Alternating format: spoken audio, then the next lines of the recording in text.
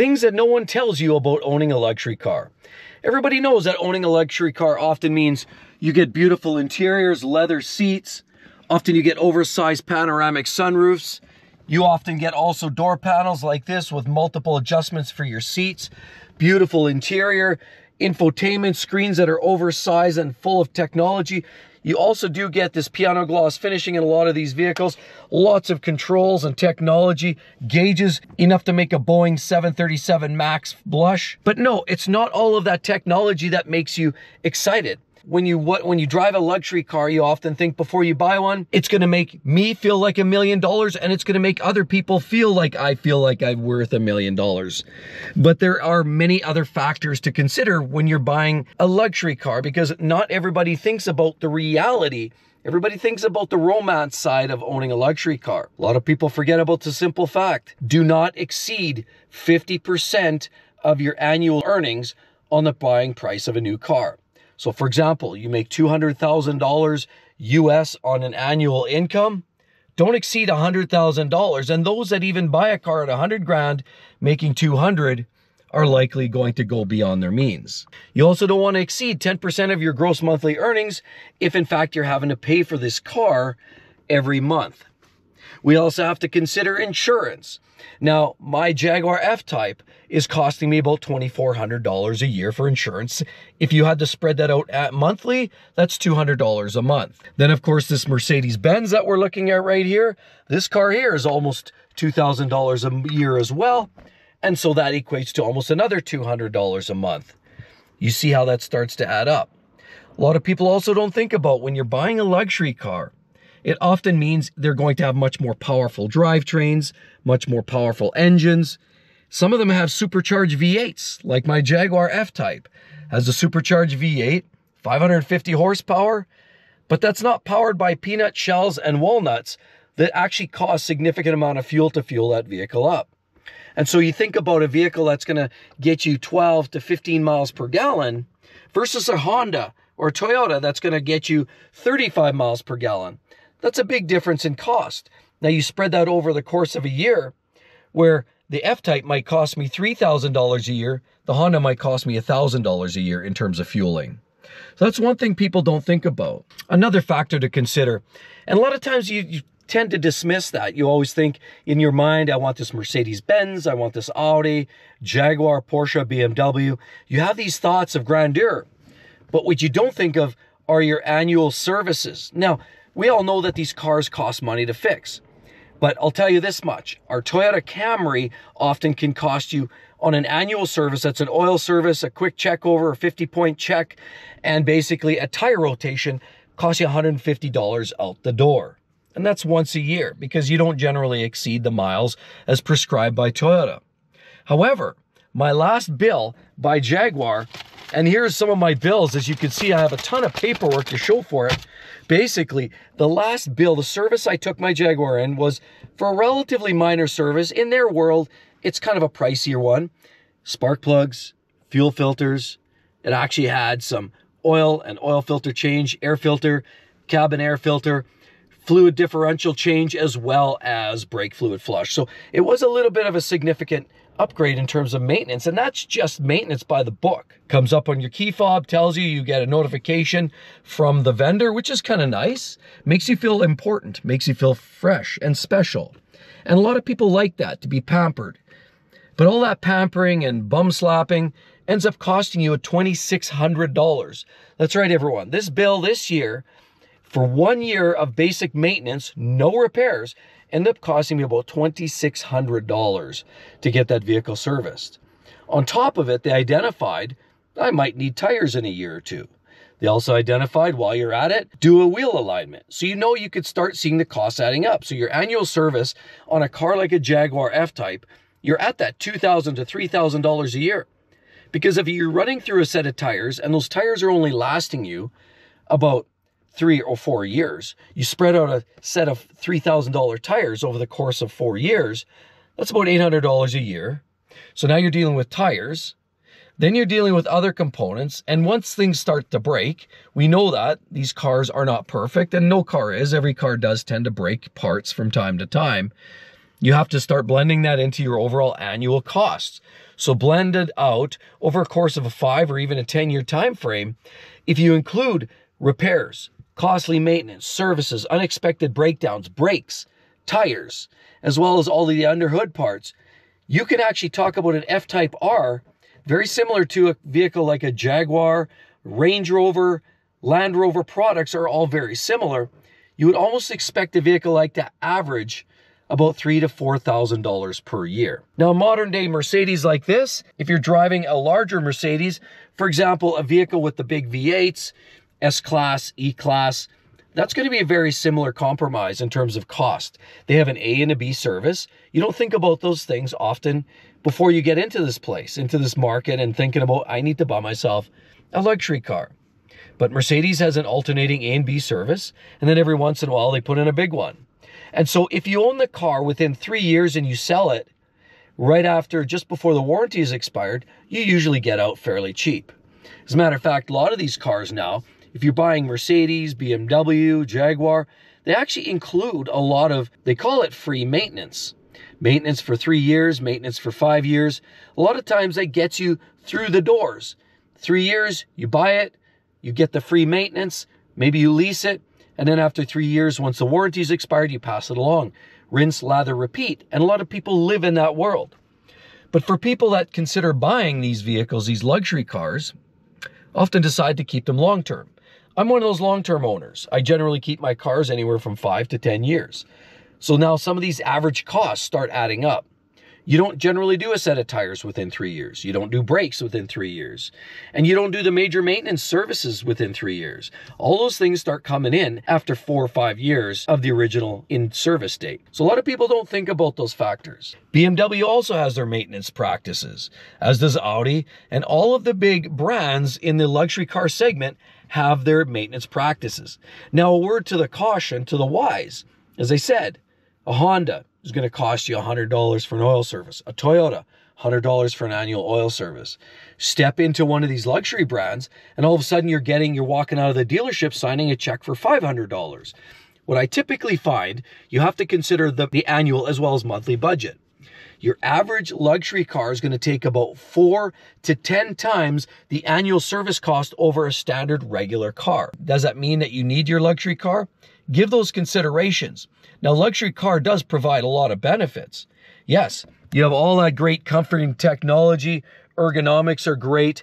It's comfortable. You get heated seats, heated steering wheel, cooled seats. Everything is actually at your fingertips, comfortable. Everything works nice. It's quiet. It's peaceful. And usually most luxury car brands give you a step up in performance. For example, Lexus is going to have some drivetrains you may not be able to get in Toyota world. Audi is going to give you some drivetrains, the V10, the 5.2 liter from the R8. You can't get that in the Volkswagen, which is from the same family. You can, in fact, get that 4-liter twin-turbo V8, and you'll see that in the Porsche Cayenne, you'll see that in the Audi RSQ8, and you'll also see that in the Lamborghini Urus. So clearly, certain engines are configured for the upper-level trim. And so sometimes to get into those better drivetrains, faster, stronger performance, you're going to have to step into the luxury car segment. Now, if performance isn't your game, that's okay. Then you don't necessarily need to go there. But some people like luxury, but they don't necessarily want it for the performance way. Sometimes people just like the comforting drive. More technology, as well as most luxury vehicles these days have far more safety features, like AED, active emergency braking systems, or pedestrian warning systems. They also have backup cameras, 3D cameras, that shows you your whole surround as you're backing out of a parking stall. They often have more airbags, and they have better lighting systems that some of the lights even turn as you turn the steering wheel of the vehicle. You turn the steering wheel, the lights start to turn that way with it. So a lot of times this technology just makes life easier, brighter, stronger, better, more comfortable. And that's often why we've selected to buy luxury vehicles. Some of the luxury vehicles I've experienced have been from many of the different manufacturers. And one thing's consistent: expensive repairs and heavy fuel costs. We also can't forget about insurance. Insurance costs are going to be elevated over much of these vehicles. That's going to be a cost you have to think about. So when you start totaling up the numbers, you think about a $2,500 bill at the end of a year, that's $200 a month. Then you talk about $2,500 a year for insurance. That's $400 a month. $400 a month for gas. Now you're at $800 a month. Then you talk about your car payment. If you've got a vehicle that's over $100,000, you're going to expect to pay probably $1,500 a month or more. So now you're into that $2,000 a month. And then you have to ask yourself, do I really in fact need that luxury car? Nobody needs it. Luxury is just that. So that's a misnomer, whereas some people believe, yeah, I need that car, I need that Mercedes, I need that Audi or that Benz or Beamer or Jaguar. What we need is a safe, reliable mode of transportation to get our kids to school and get ourselves to work. Outside of that, everything else is a luxury. So then you have to make the determination, is it important for me to invest that much money and time into a vehicle that has high repair costs, high insurance, high fuel costs, and much heavier depreciation? And that brings us to the next conversation, certified pre-owned luxury vehicles. I've personally found much better value in buying a certified pre-owned luxury vehicle. That's what I did with my Jaguar. That's what we did with this Mercedes-Benz.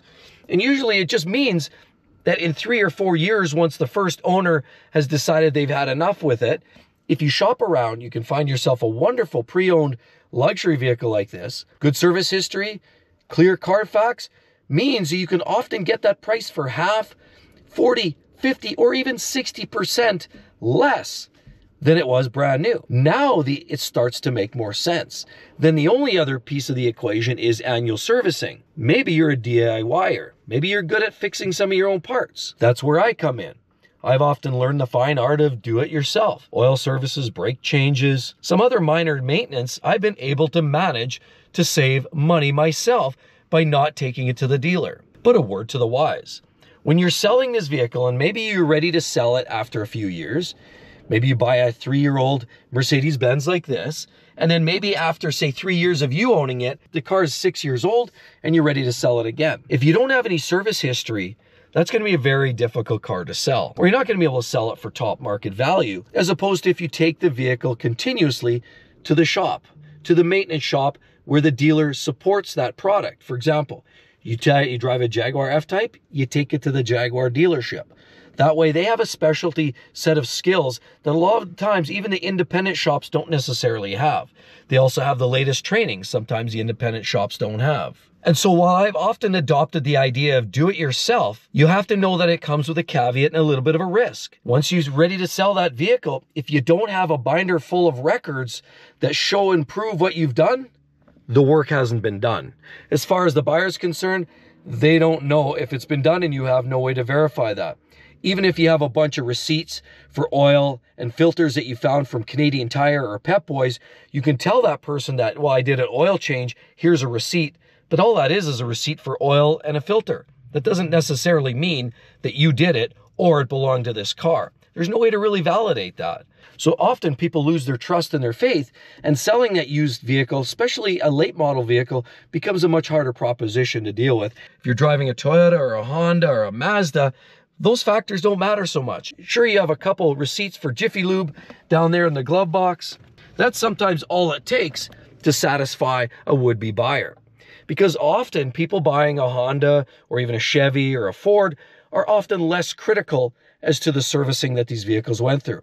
A lot of these luxury cars are much more finicky. There's more technology, more drivetrain, more power, and usually that means they won't have the lifespan. So a lot of people have this envision that I'm going to buy this S-Class or I'm going to buy this C-Class and it's going to last 500,000 miles like the old 80s Mercedes-Benz cars did. But that's just not happening these days. So buyers of modern day Mercedes, BMW, Jaguar, Land Rover, and all of these modern day luxury vehicles, most of them now are driven by engines that are also supported by supercharging and turbocharging, means that they create a lot more power, better economy, as well as better performance all the way around. But that usually at the risk of longevity for the engine. As soon as you start adding a turbo or a supercharger to a vehicle, you're usually going to give up some lifespan. The old days of an old naturally aspirated, low compression ratio V8 engine slowly chugging along, tee that up to a modern day Benz, for example, C63S AMG with hybrid drivetrain and a 2-liter turbo engine that's highly strung, is not going to last 500,000 miles. So you have to understand that buying a modern day luxury car means you're not going to get the life out of it. You're going to pay more monthly to keep it in the garage.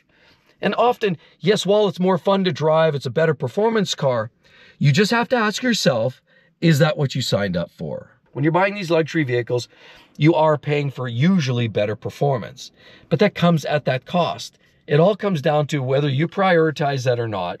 And that's why buying a used luxury car often represents great value and great bang for buck, because right out of the gates, you can get yourself a 3-year-old just outside of warranty. You can even often get a CPO additional extended warranty put on by the dealer or by the OEM manufacturer. So you do extend your warranty out another couple years, another 60,000 miles, and you're able to drive around knowing that you have protection from any major failures. So while we don't necessarily need a luxury car, it's not a need to have, it's a want to have. Once you get behind the wheel and you feel the power and the roar, you look at the technology and the accent lighting and the style and the wide rubber and all of the other greatness that's enveloped within this great luxury vehicle, you quickly realize why people spend the extra money on these luxury vehicles versus just buying a standard garden variety daily driver. And with all of that said, you're definitely going to want to see that. Why are used Mercedes-Benz so cheap?